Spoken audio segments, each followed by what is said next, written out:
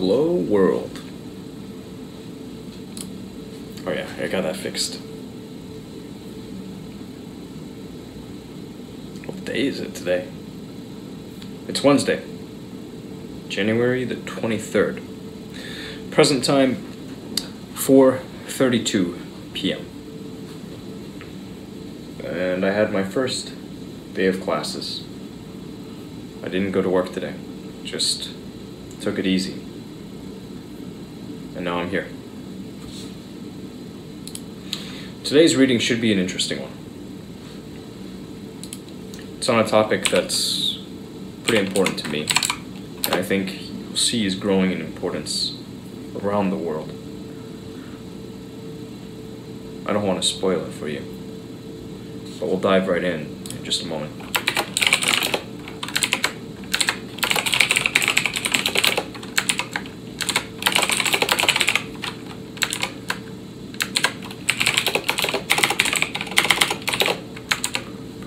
And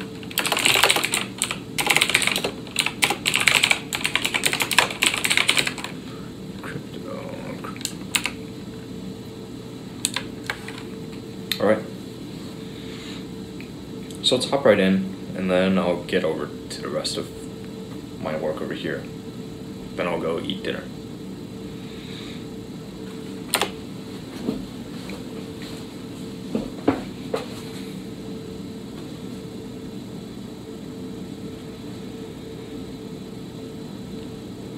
Crypto Assets by Chris Burnisk and Jack Tater.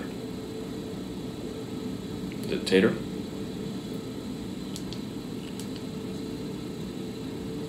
Burniski?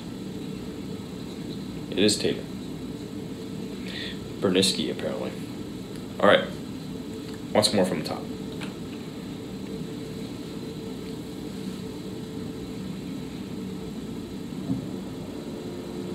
Crypto Assets by Chris Burniski and Jack Tater. Crypto Assets from 2017 is both a brief history of Bitcoin and a detailed guide to investing in crypto assets. It explains how blockchain technology came into existence and will help potential investors get their bearings in the world of crypto assets. Who should read this? Innovative investors, students of information technology, and people interested in the world of finance. Who wrote the book? Jack Tater is the author of What's the Deal with Bitcoins, one of the earliest books on the subject.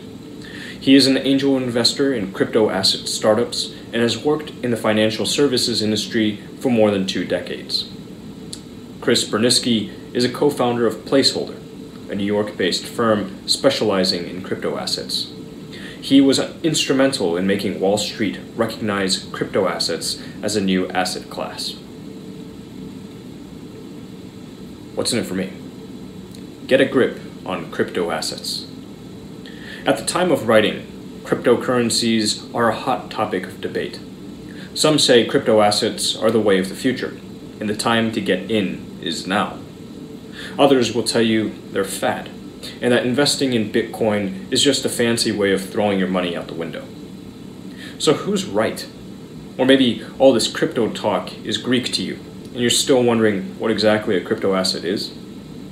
Either way, this book offers some answers, giving you a short history of Bitcoin and blockchain technology, as well as some handy investment tips and cautionary advice. The future of finance is already here. The only question is how long it will take for the world to recognize it. These are certainly exciting times, but a word to the wise.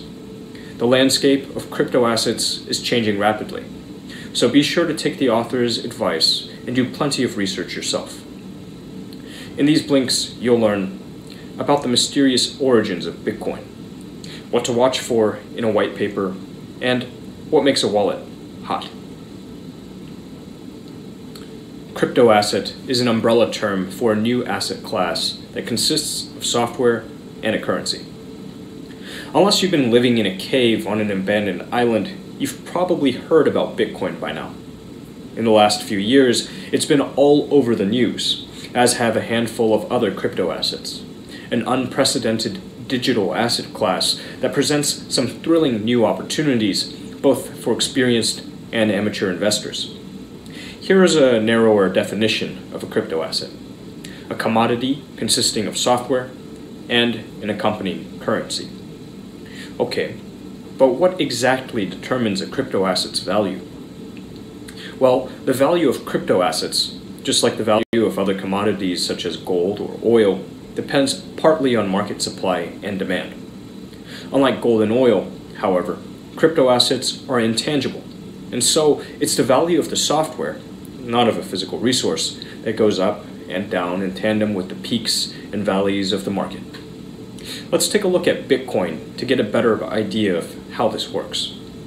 Bitcoin, like all crypto assets, consists of software and an associated currency, Bitcoin, and therefore, unlike other non-crypto assets, it doesn't fall into a single asset class. Let's contrast this with oil, which is classed as a consumable, transformable asset, or C/T asset. An asset usually bought so that something else can be made from it. Well, the software component of Bitcoin works similarly, as it can be used for a number of different purposes. Bitcoin, the currency, however, is similar to another asset, gold, which is classed as a store of value asset. Since gold is rare, beautiful, and useful, people worldwide have agreed on its value. Crypto assets function somewhat similarly. Like gold, and unlike government-issued money, there's a finite amount of each crypto asset's currency. So plenty of people buy Bitcoin without intention of trading it. Rather, they leave it alone and let it appreciate value over time, as one might do with gold or any other precious metal. Hence, the cryptocurrencies that succeed will be the ones that are both useful and work as a store of value. As mentioned at the beginning of the blink, crypto assets are an asset class unto themselves, but the fact that they fit into multiple pre-existing classes only makes them both that much more enticing, not to mention valuable, to today's investors. Crypto assets use blockchain technology, which is truly revolutionary. Bitcoin, like all other crypto assets, is supported by blockchain technology, a term that is more often bandied about than actually understood. So, how do blockchains work? Well, a blockchain is basically a massive digital database that records how much of a particular crypto asset is owned by whom. Unlike bank databases, however, or those of centralized governments, which typically oversee the transactions of a given population, blockchain databases are decentralized. They're constantly updated and operated entirely by the millions of people who are running the relevant software on the computers. Let's say you decide to download Bitcoin software. What are the properties of the blockchain you'd be helping to support? First, it's distributed, meaning it's public and any computer anywhere can access it. Second, it's cryptographic. That is, all data is encrypted with an infallible computer-generated code. Third, it's immutable. It's impossible to delete anything from it since the blockchain database is continuously being synced with and recorded on a worldwide network of personal computers. Finally, it's always growing. Each Bitcoin transaction is recorded and added to the blockchain database, and each addition forms a new block. The computers that record these transactions on the database are called miners, and whichever one adds the new block gets paid in Bitcoin. Unsurprisingly, miners are in constant competition, trying to record new transactions faster than each other. Since the deletion of anything from a given blockchain requires the unanimous approval of everyone running that blockchain software, and since that software is often public, getting away with underhand dealings is much harder. Numbers don't lie. And since a transaction will only go through once it's been verified by every synced blockchain database, it's almost impossible for a single person or even a well-organized group of criminals to cover up any foul play. Even if someone succeeded in illicitly transferring a bunch of Bitcoin to his account, that success would be short-lived. the blockchain databases would soon fail to sync up, and his misdeed would be spotted.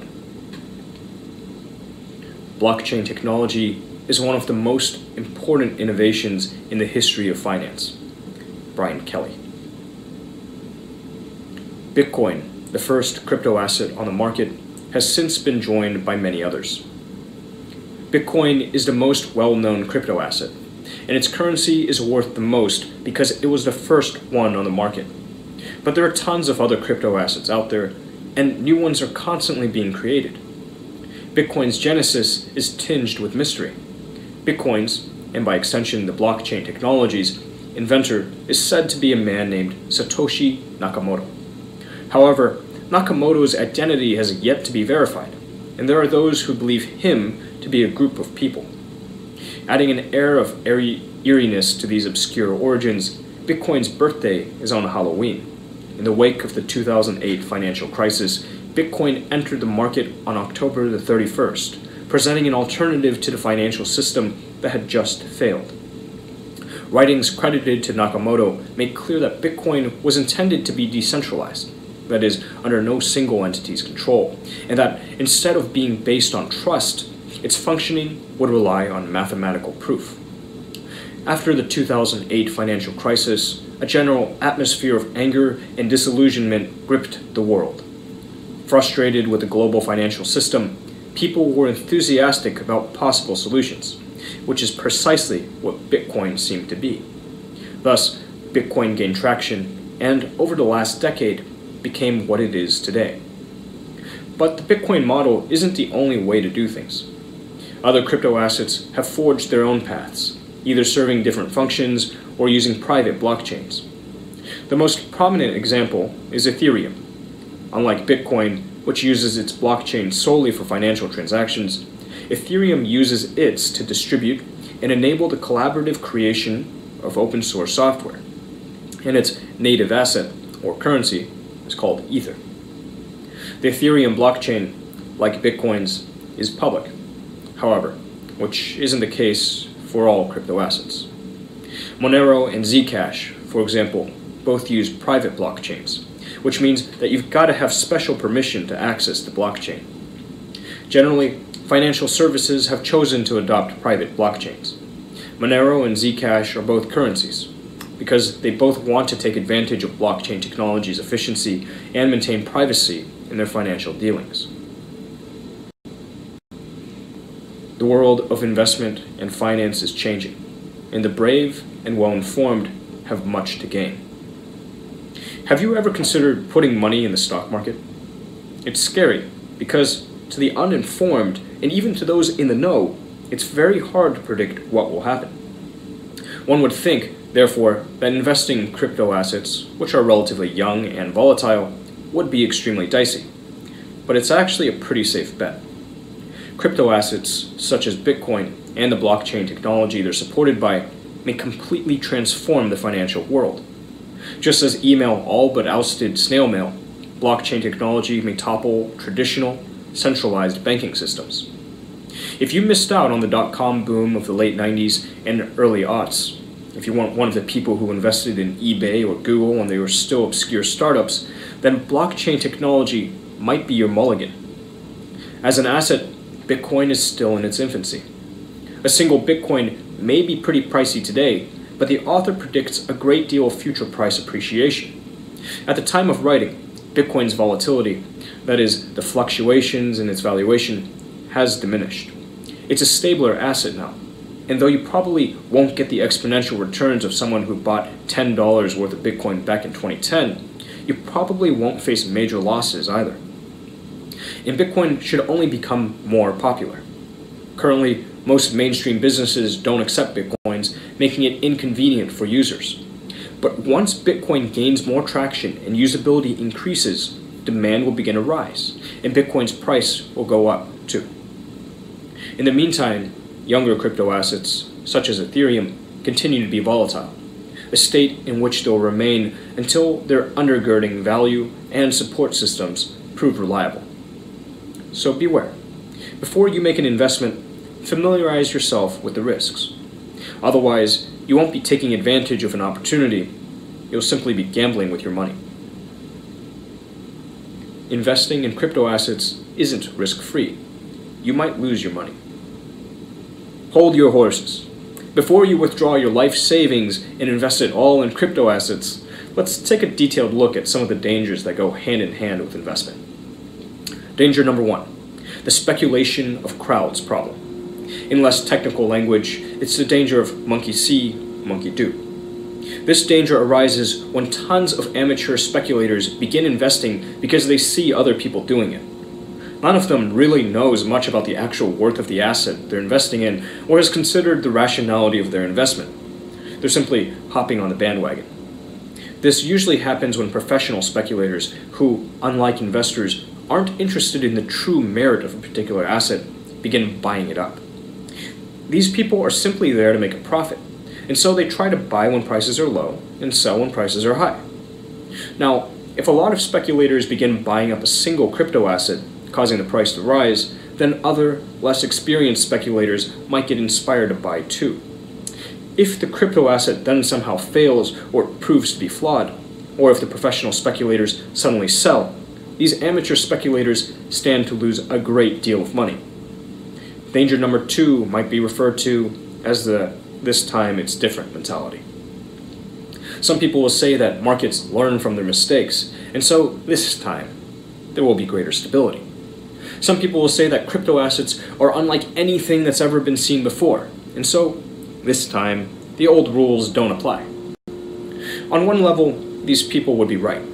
Crypto assets are different. But that's no reason to let common sense go by the board. Sure, it's not easy to put a value on a crypto asset. They're simply too new and too unlike traditional assets. But, as will soon be revealed, there are some pretty reliable methods for determining any crypto asset's underlying value. So just remember, informed investors are well aware of the potentially massive benefits, both financial and otherwise, that crypto assets have to offer. But they're equally aware of the potential dangers of investing. Diversify your assets so that there is no correlation or negative correlation. Now that you're familiar with the dangers of investing, let's explore some of the finer points of investment. When building your investment portfolio, there are 2 things that should be at the forefront of your mind: correlation and diversification.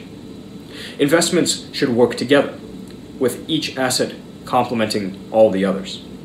Now, you probably won't be surprised to learn that different assets react to the market in different ways. So, for instance, stocks don't respond to the economy in the same way as bonds. When the economy is doing well, stock prices rise, and bond prices drop. Why? Well, in a booming economy, investors want to put their money to use on the stock market, not tuck it away in bonds, which are typically more secure. The degree to which any asset's response to the market differs from that of any other asset can be described in terms of correlation. For instance, stocks and bonds have negative correlation. That is, they respond to the economic events in opposite ways. This is desirable, but not ideal. The best kind of correlation is zero correlation, when a particular kind of economic event affects one asset, but none of the others, and vice versa. And this is where diversification comes in. For instance, having a portfolio made up of both stocks and bonds is an example of diversification, and it's a wise move, since you'll be prepared to weather both booms and busts. But there's one more kind of correlation: positive correlation, which, in down-home terms, is the same as putting all your eggs in one basket. It's when the same economic event affects all your assets in the same way. With crypto assets, it's much easier to avoid positive correlation and overall risk because it's easier to diversify. For instance, let's say you've already got a stocks and bonds portfolio. You could increase diversification by adding crypto assets, thereby protecting yourself against traditional market failures, which will probably have little effect on your crypto assets.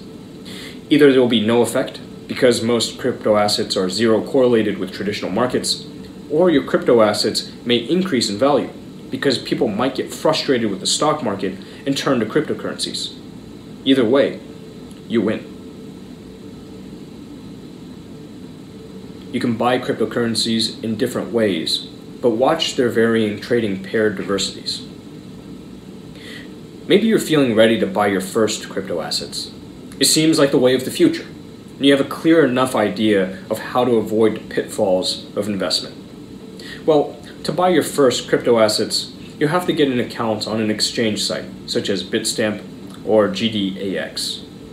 At the moment, Ether and Bitcoin can be bought with fiat currency, that is, money with a government assigned value, such as euros or dollars, or with some other cryptocurrencies. Most cryptocurrencies can't be bought with fiat currency because exchanges don't want cryptocurrencies to become widely available before their stability is thoroughly established. But once you've bought some Ether or Bitcoin, you can use them to purchase any other crypto asset. Part of what makes cryptocurrencies so useful is how quickly they can be transferred. Unlike fiat currency, which must be transferred from one bank to another, cryptocurrency is a money over internet protocol, MOIP, utility, and can, therefore, be sent to another computer instantly. Before you start trading them, you should get a sense of the strength of the currency you want to buy. One way to do this is to look at the crypto asset's trading pair diversity, which is measured by how many fiat currencies and/or cryptocurrencies can be used to purchase that crypto asset. The more pairs a crypto asset has, the more robust and reliable it is, especially when it's paired with fiat currency. To see which crypto assets are paired with which fiat and/or cryptocurrencies, check out the website Crypto Compare. Be smart about your investment. Don't rush in because everyone else is saying, buy, buy, buy. Take a moment, do some research, and only part with your money once you've familiarized yourself with the market. After investing in a crypto asset, you can store it in two different ways. Let's imagine you did it. You took the plunge and bought your first crypto asset. That's very exciting, but what now? Where does it get stored, and how do you access it? Well, that's partially up to you. Each crypto asset has a private key that enables you to transfer it to other people who possess their own private keys. So all that storage really involves is keeping this key safe. There are two ways to do this. One will make your crypto asset more accessible, but keep it less safe. The other will keep it safer, but make it less accessible. Option number one is called a hot wallet.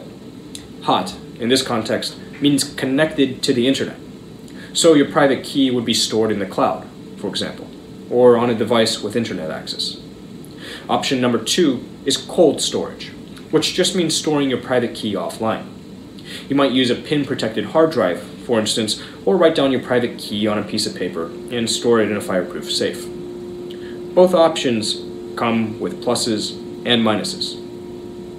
If you opt for cold storage, then no one can access your assets without physically stealing your cold storage device. This is great because you don't have to worry about hackers, but it makes it hard for you to quickly access your assets whenever and from wherever you want. But if you opt for a hot wallet, you make yourself vulnerable to hackers and cybercrime. The assets you trade on a particular exchange platform can usually be stored on that platform as well, and that benefits you because the storage is usually part hot wallet, part cold storage, with a designated third party protecting your private key. A popular storage option is Coinbase. You can choose between hot wallets and third-party protected cold storage. But be warned, not all platforms have totally safe storage systems. Look out for the exchanges that tend to store more assets in hot wallets. These are the most likely to get hacked. There are a few more things to which the truly innovative investor should pay attention. Let's imagine you've bought a few crypto assets by now, but you're still not sure how to calculate the risk that each new investment poses.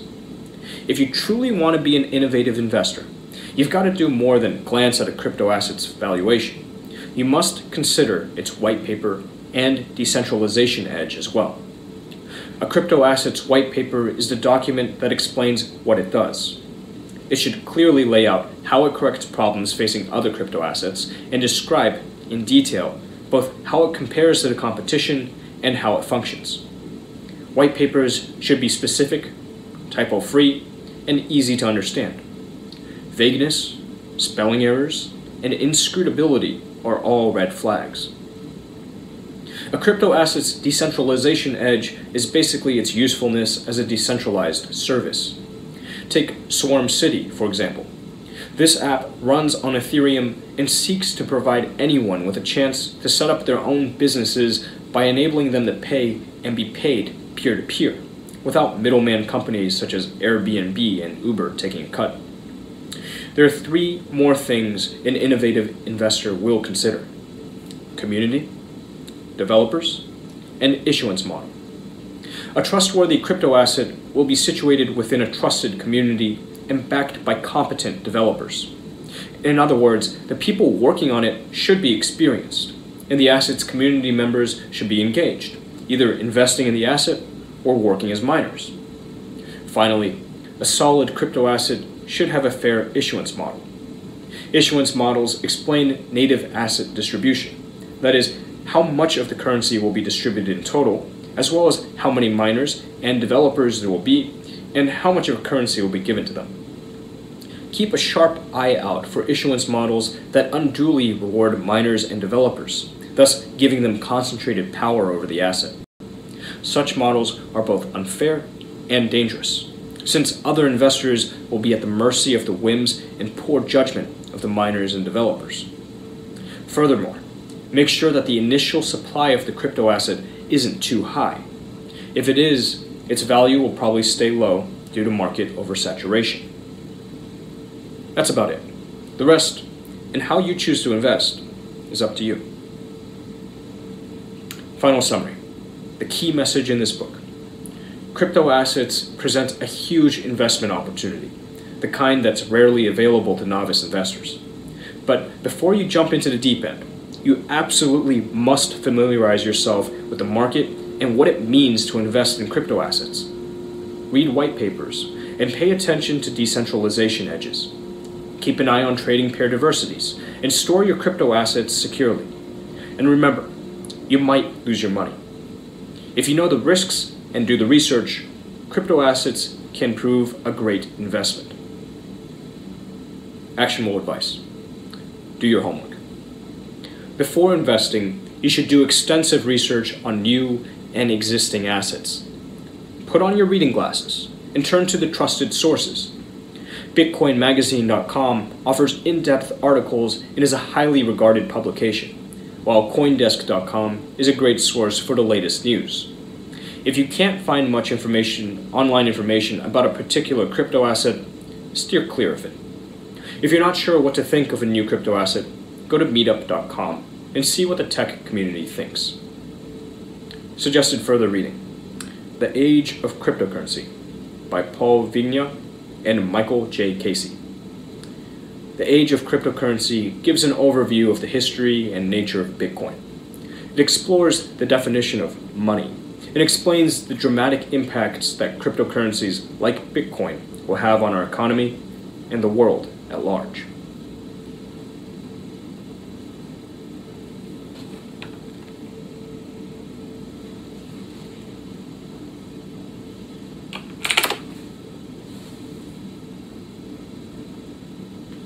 Hey, what's up? What's up? What's good? Describing what happened when I'm buying something public, they never sold off. I made a profit. Well, that's from what's going on with it. From long-term investment, made money, and made it clear they need to do their own research. Exactly. Dude, I knew this dancer, Jigglypuff, and she got in on this shit because other people were getting in on this shit, and she had no idea where Bitcoin came from. I was telling her, like, dude, you need to go do your research. Like, go fucking read this article. I sent her the fucking article.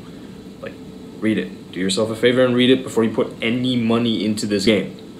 Like, if you don't know what you're doing here, you're gonna lose your shirt. She lost her shirt. A lot of people lost their shirts. Because they were getting in after the mainstream news media had already hyped the shit up. Like, it was so fucking high. And it was like, oh yeah, it's gonna keep going up forever. I can't miss this. I can't miss this. Like, dude, if your grandma knows about it, like, trust me, the smart money is already out. They're seeing it and they're just like, haha, how long is this gonna last? And they laugh all the way down. They laugh as they can dollar cost average. Like as soon as it makes sense to buy back in, they buy back in. Right now it's at a really interesting spot. I haven't kept up with it recently, but this was a good read. And it's a really important one. In fact, the book summary from last night was cautioning against cryptocurrency and what it could do to democracy. The rise of the technocrats. And we're seeing that. But the technocrats, the smart ones, they want lay people in on this too. Because the more people get into it, the more they can move towards their idealized view of the future, the more we can take away power from big government. Which is weird. It's this very strange thing. Governments, of course, want to control shit. And you're gonna have... It's this perpetual fight. It's pushing and shoving and like a little give and a little take, and it's a pretty neat game we're in. It pays to understand it. Anyhow, I want to provide some links over to some shit because this is a really relevant time to do it. We're looking at free cryptocurrency. Like if you don't have any, like fucking get some. If you want more, get some more. But this I recommend. Let me recommend one little thing called Abra. I'll drop a link.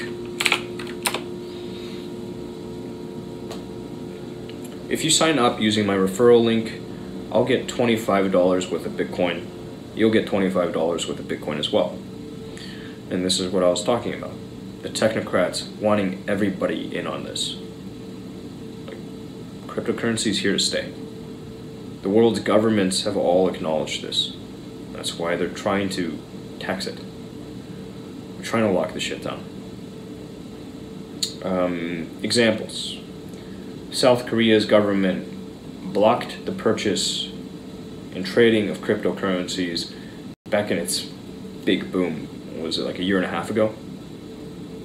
And for a moment, there was this massive arbitrage play between South Korea and the rest of the world. Like, if you could figure out a way to go and get some cryptocurrency over to your friends in South Korea, you could have made a lot of money. And I was not really paying too much attention at this point. I only learned about it later, and I realized, like, fuck, I had a lot of friends in Korea. Like, we could have gotten quite wealthy. We could have a fuckload of cryptocurrency right now. You know? But it was a scary time, too. Like, it was a very scary time. I didn't mess with it back then. But I mined Litecoin back in the day. When the original Silk Road was still alive. I burned all of it. And it was fun at the time. But today, I'm just like, you know, another little fish out there. Just trying to get a bit more. Because I believe in the future of it.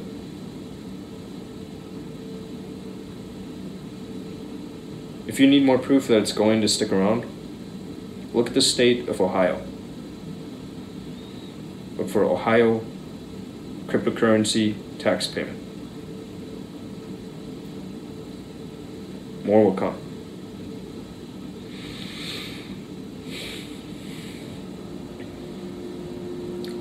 I really do hope more people will get in on this though. This app, I recommend it. Like, get on it. And then recommend it to your friends and family.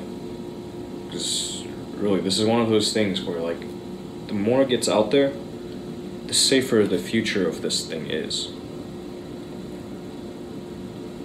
Well, I guess if you believe it's a good thing. I think it's fundamentally good. Of course, there are bad actors in any game. I want one Bitcoin. It's digital gold, man. Digital gold. Oh, I got something cool.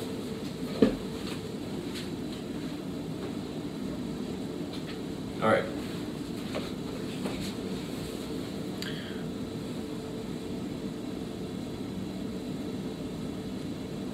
Now, I'm going to open this, and it's going to be a bit of a letdown.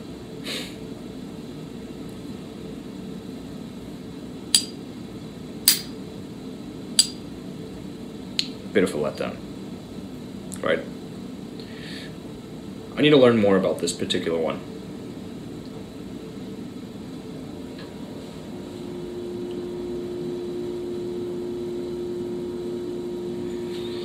It's out of gas right now, but I've got butane on the way.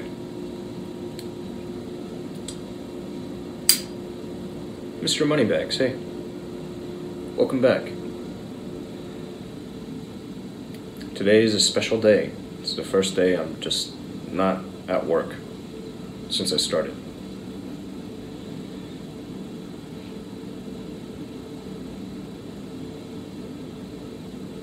Yep. Crypto's volatility will go down though as it gains increased adoption by merchants. I know that Newegg was accepting crypto for some time. I don't know if they still are. Mr. Moneybags, you ask where I am? This is my dorm room, man. I broadcasted the entire drive up here, but it was kind of a shit show. And it's going to be a big project to pull all the VODs from the drive, programmatically sift through the footage until I find the useful bits, and then do like a hyperlapse. It's something I'd like to do. It's a major fucking project. It's something that you can throw some machine learning at, because you're looking at anomaly detection. It makes a lot more sense to get the machine to do it than to get a human to sit down and try to sift through all of that footage. There's just way too much of it. Way too much. But, I mean, I can more or less sketch out in my mind what it would look like, the process. It starts with just grabbing it all. Step 1.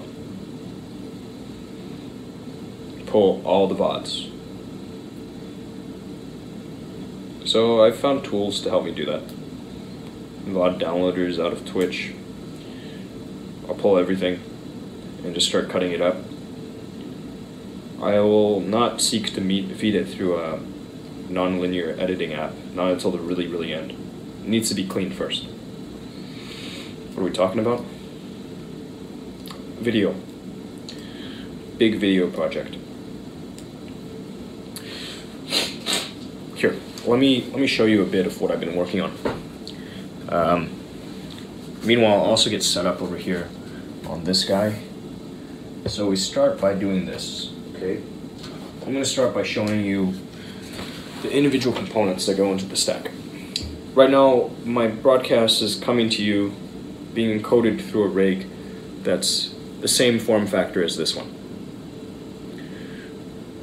This computer has an Intel Core M5, 6th generation. The computer weighs something like 61 grams.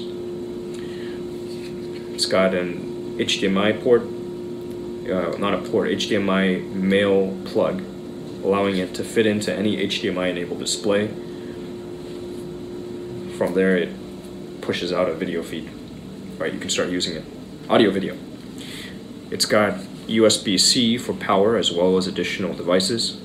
One onboard USB 3 port, power button, micro SD slot for expansion, 64 gigs of onboard storage, 4 gigs of RAM, Bluetooth 4 points, whatever the fuck it is, and 802.11 AC for wireless. So this is a very robust little rig. It's the third that I've purchased. This is the most powerful one. I've bought one of the first generation ones, the low-end second generation, which I'm pushing this broadcast to you through right now, and this one. This is the strongest one I've got. It's the strongest one that Intel made. I'm not sure if they're going to continue producing this form factor. But it's a pretty solid little piece of kit. A lot more capable than the Raspberry Pi. You can install Linux on it, but I don't really fuck with Linux. Except when I need to. This, when paired with a USB modem, or a USB, like an LTE hotspot, becomes a portable internet device. That's a full-fledged computer. it draws so little power. I can power that plus the mobile hotspot off of this 10,000 milliamp battery for 3.5 hours. Just takes out one little plug for power. It's good.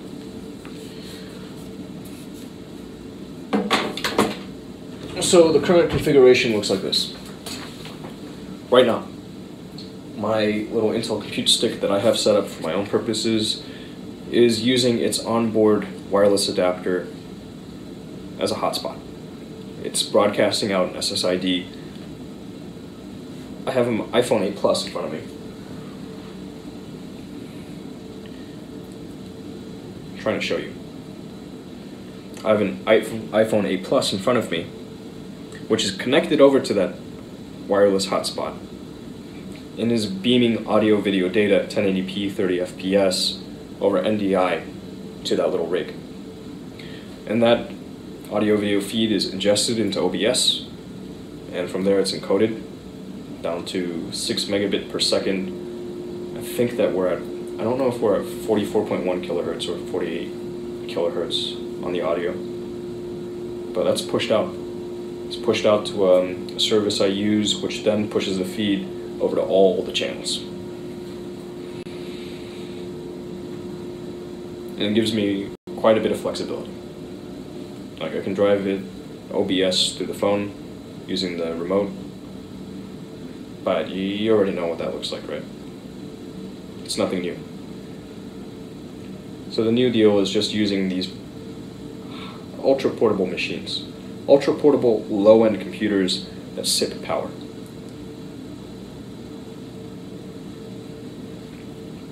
Can you link those into Discord? Link what? The computer? The rig I'm using? Or the sexy little lighter? I'm gonna tear this thing down. I think. First I'm going to measure it. I'm going to get the dimensions down to the millimeter. The computers? Okay, no problem. I can link you. In fact, do this. Go to Google, open up your web browser, and go search for the words live streaming rig. Just like this. Hey, hello. Live streaming rig. Right? Do that, and you'll see 2 threads on Reddit, and then the main article on YetiEater.com, and that'll describe to you the setup. Gives a problem statement, an overview of how I'm attacking this problem, and it provides links. If there's a specific link that's missing, let me know, and I'll fix it up. Because I want this to be, for the time being, I want it to be the best resource about this particular type of setup. I don't think many other broadcasters are using this shit. Like, home theater enthusiasts, home theater PC enthusiasts have known about this. People playing on Twitch, YouTube, Mixer, they usually don't think about low-end computers. It's too low for them. But what we do is inherently very simple. It's been simple to do for like 4 years. Since I got into this game, it's been an easy task. But people don't realize it. So they throw mad money at a very simple problem and overspec every day.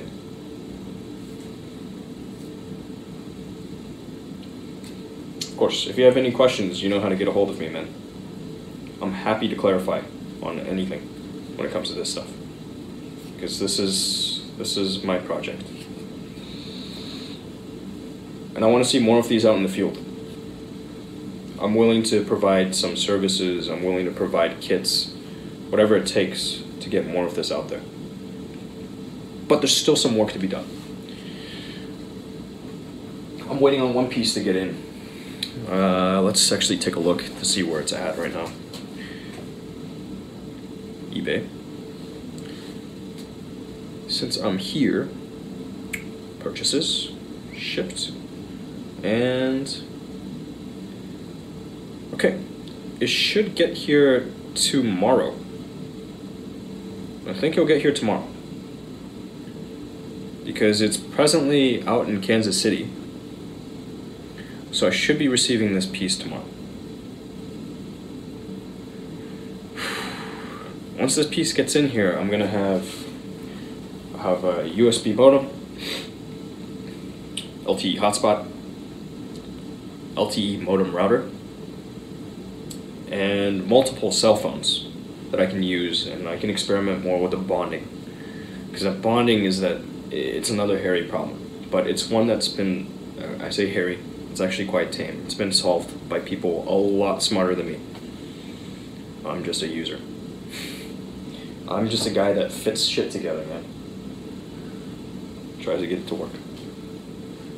Your sound is horrible. Really? Is it?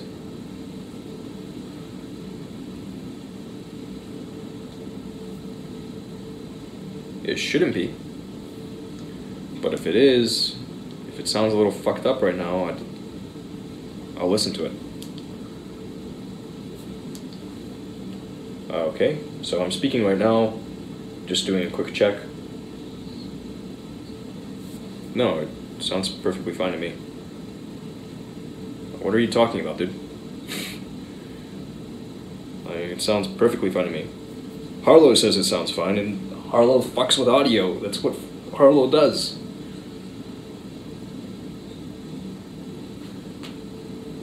I don't know. I have no idea what you're talking about. Yeah. A high noise floor? Yeah, it is. It is really noisy at the low end. It's partly because I'm sitting right next to this, what do you call this? It's a blower fan. The HVAC units they've got these individual blower fans for each room. And that's, like, the mic is actually angled right at it. So it's gonna pick up a lot of that noise. And I could look a little deeper into, like, denoising plugins. The stuff that OBS has natively, I don't like.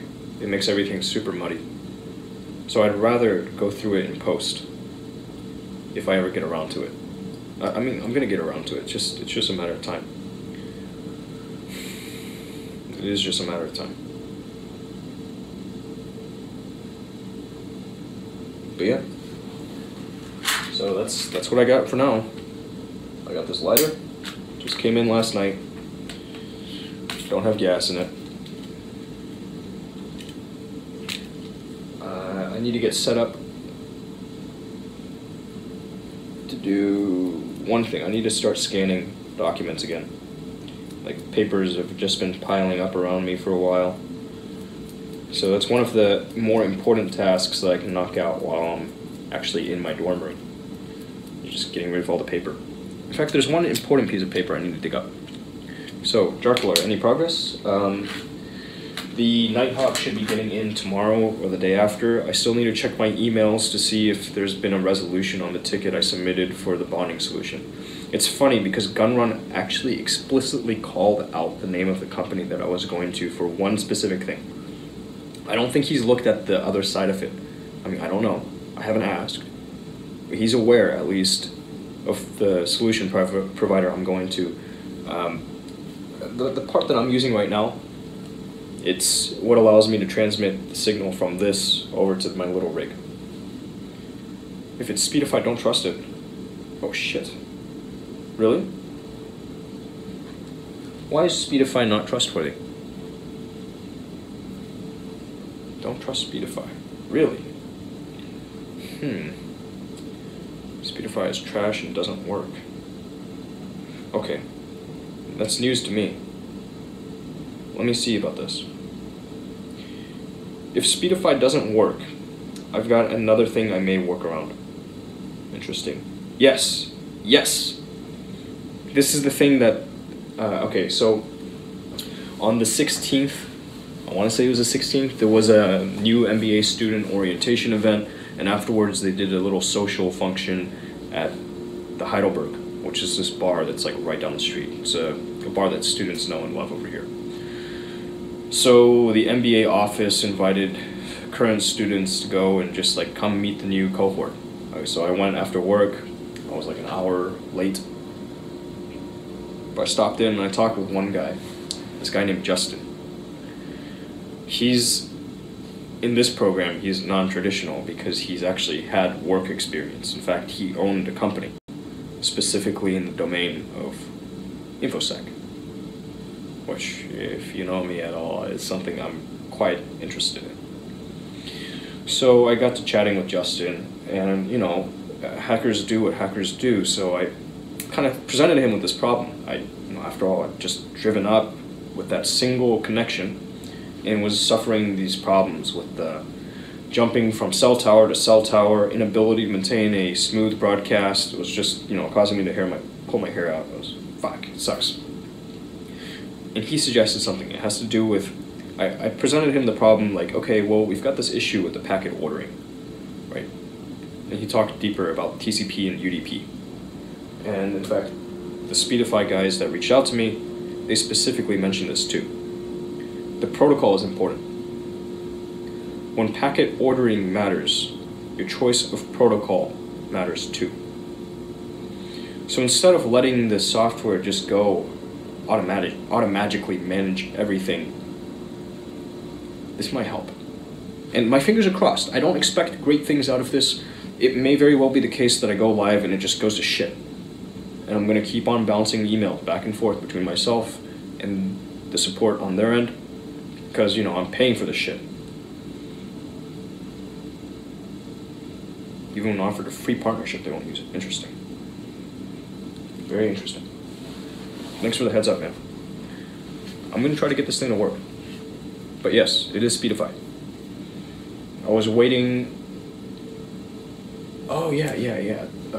I need to get back into the loop with them about the affiliate links. But I refuse to push affiliate links until I've actually gotten the solution working. If it doesn't work, then I'm not going to push it on people. You know? Like, I know the rig works. These bad boys work. Yeah. Fuck yeah, dude. The whole cross-country shit was like just because it was driven by necessity. You know, like I had to get it back up here in order to make the orientation, and it just like, it kind of killed me a little bit on the inside when I saw this. I was like, fuck, it's falling apart. You know, I was also like, it hurt me too when the feed went down briefly. It went down for about like 40 minutes. I lost about 40 minutes of drive, but it wasn't too bad. I lost it because when I came back into the car after eating lunch, I forgot to plug everything back in. So it was just going off of the battery pack. But from that experience, I learned that 10,000 milliamp hours will power my rig for roughly 3.5 hours, which is fucking solid. Right, and granted, this is only with a single modem / hotspot. If I had like 4 of them drawing at the same time, it would probably pull a little bit more. But, you know, the time's coming. This is all very, very initial stages. Yeah, 50K is what people are using. I know. I've seen what guys are using. The reason why I'm looking smaller is because of international travel. If it's domestic US, 50K, no problem, right? In fact, I'm happy to run smaller because it's lighter. Less footprint. Do I really need it? I don't know. It's what I happen to have. I'm using what I already owned instead of just like dropping mad money on shit that might not work. You know, because I'm a poor young man. But I will keep you in the loop. Especially now that they've gotten back to me. They took a while to go through all the logs I sent them. But I'm going to try this out. It sounds like you're already well aware of what people have tried, which is great. I like that. Really, it's good. That means I don't have to be all hush-hush about this shit. Like, it's good. It's a really good thing. I just gotta move faster than everybody else. This is one of those kind of goofy projects. Anyways, I'll be right back. I gotta hit the restroom. And then let me check out these emails too, see what's actually going on. And tonight, if I get around to broadcasting tonight, I'm gonna test it out. Okay? But for now, be right back.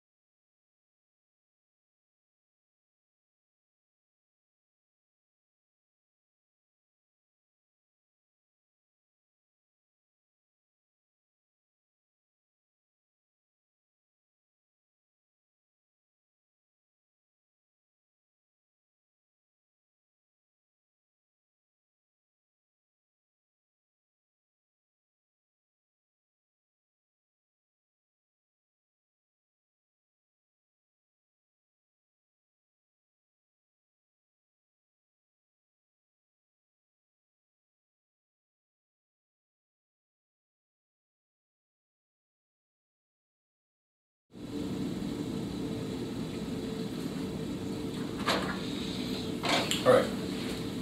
Alright, I'm back. I've got an update for you. They've used... Hey, at least I know that none of them have talked about this shit. Because I did my research there. Most of them are just like, hey, how do I get the money together for this?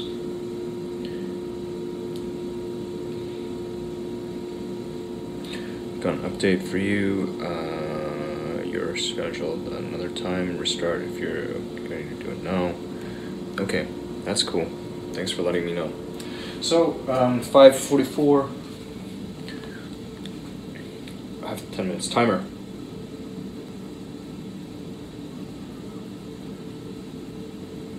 $13 minutes. Alright, so we're doing a 13-minute timer. And what's this? Mentioned you in a comment on that. Oh yeah, that's she's dumb. Dumb girl. Yeah. Yeah, I mean the lower cost I think is a big selling point, but it has to work, right?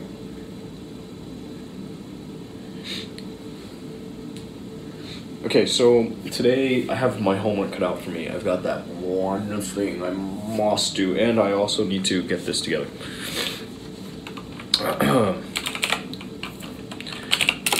Which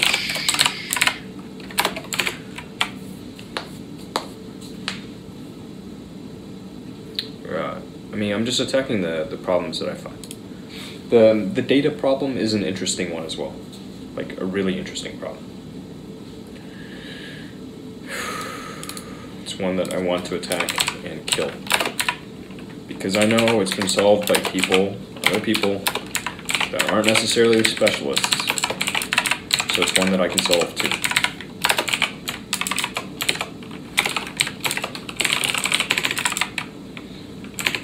What was the name of this thing? I don't know off the top of my head right now, so I'm gonna grab this. It's called something about crypto assets.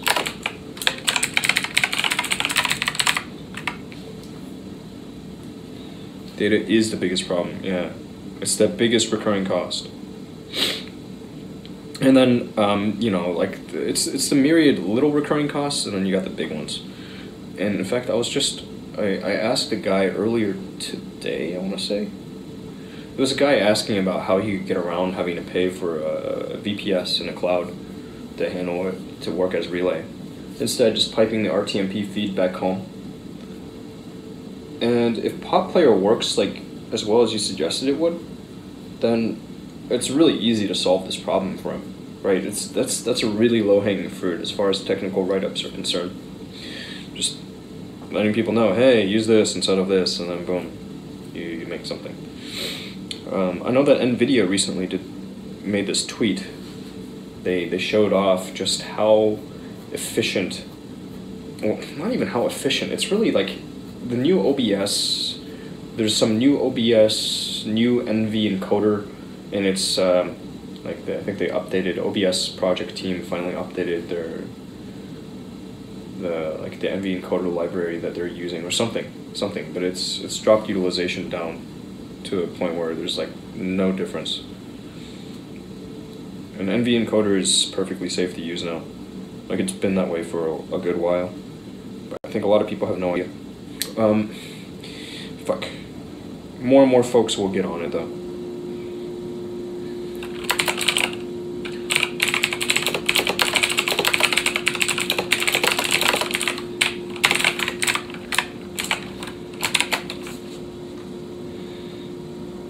You're seeing some cool new shit coming out.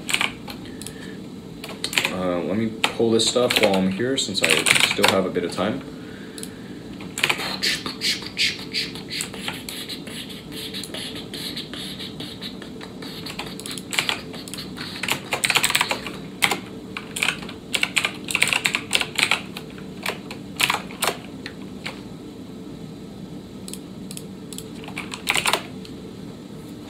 Okay, that's together and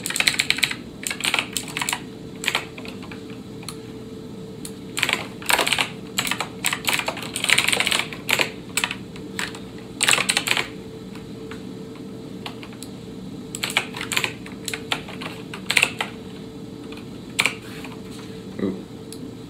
Wow. Here we go. Oh. Synopsis.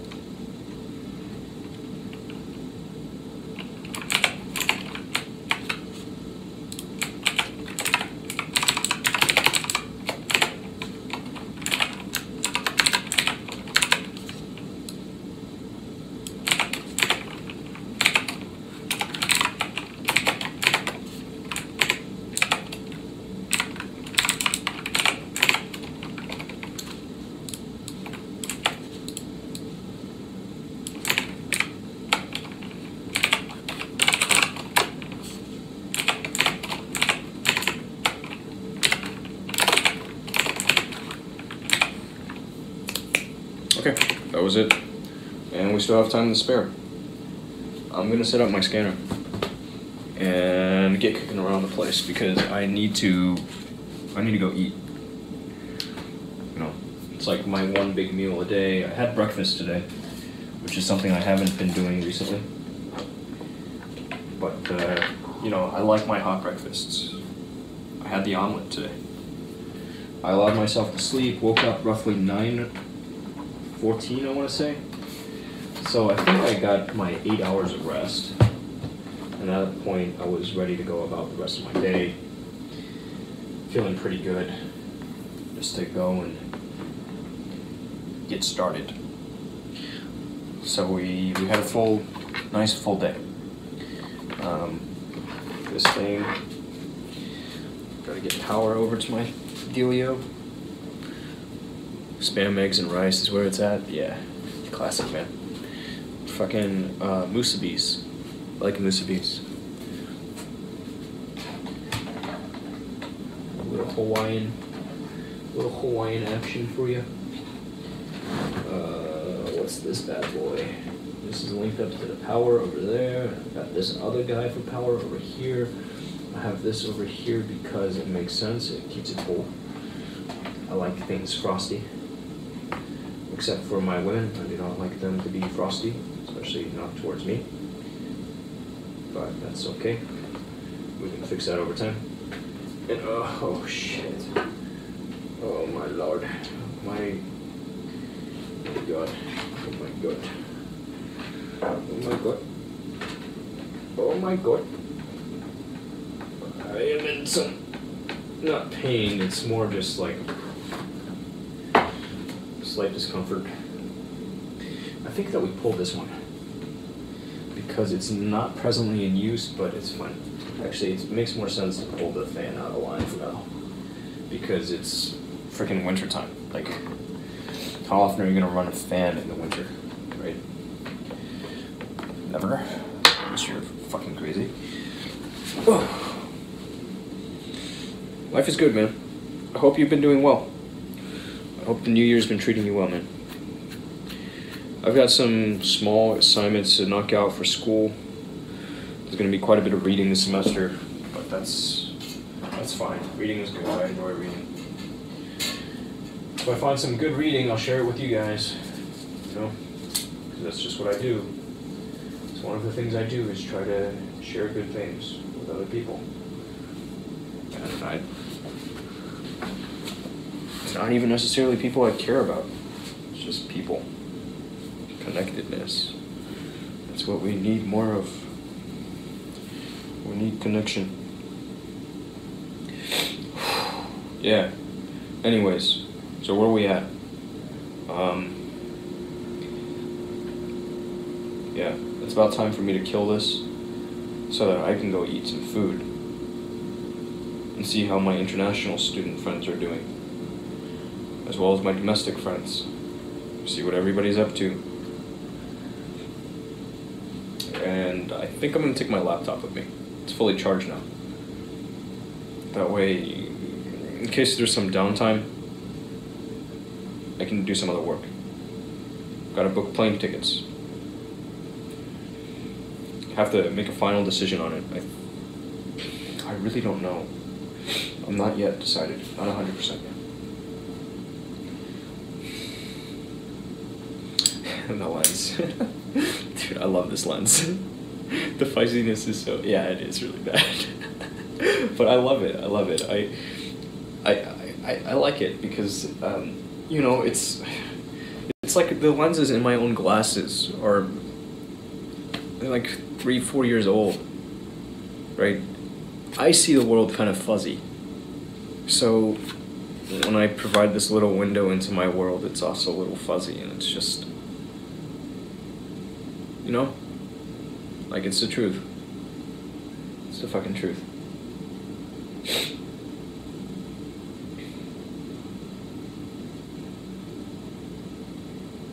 So it's just, for now, it's this temporary characteristic of my broadcasts. Coming through fuzzy town. I need an updated prescription? Yeah, I do. That is correct, Jarfler.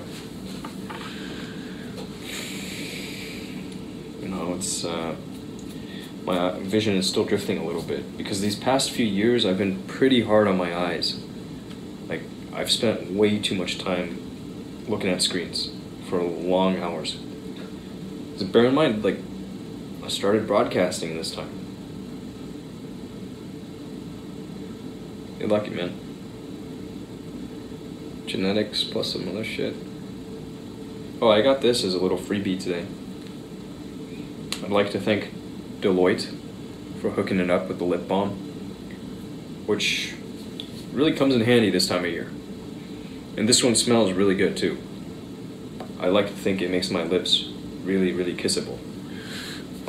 Thank you, Deloitte, for helping to increase my fitness, my kissing fitness. Yeah, so this bad boy, it's all about this for now. I'm really interested in getting this fixed up right. But, you know, one thing at a time. Looking at screen causing eyesight, it's probably, perhaps I'm just ignorant. I don't think it's that it causes eyesight to deteriorate faster, necessarily. I don't think that, like, looking at screens is going to be, maybe if there's no blue light filter, it could be worse on your eyes. It's just harsher. But it tends to be because people get focused and they just, the eyes are supposed to, like, cycle amongst focal lengths or spots, you know? Like, you want to look at things that are near and then far and, like, mid-field. And when you're sitting at screens all day, you tend to be at a fixed distance. So this tends to be quite tiring on the eyes. I think that's where it comes from. It's between that and then the blue light exposure. Because blue light's, like, the shit's harsh on the eyes. Alright, so a few minutes left. Let me put some pants on. Oh shit. Oh shit. Oh shit. Alright. So that means it's go time.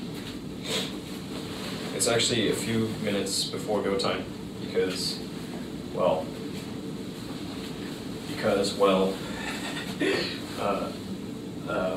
my computer thinks it's a little earlier than it actually is. My chat relay machine, but it's going down soon, so you know, I'll kill it and then go on with the rest of my evening. And will I be back tonight? I don't know, but if I'm back, there will probably be some technical issues as I work on collecting more data. Okay, yeah. Chat relay is now dead. I'm gonna kill it. So, hey, if you're still over here, thank you. It's been a pleasure. No, but I gotta go. Like, my fucking, stop it. Quit bitching at me. Okay. So it's been real. I'll catch up with you again soon. Till next time. Bye-bye. Wait. Bye-bye.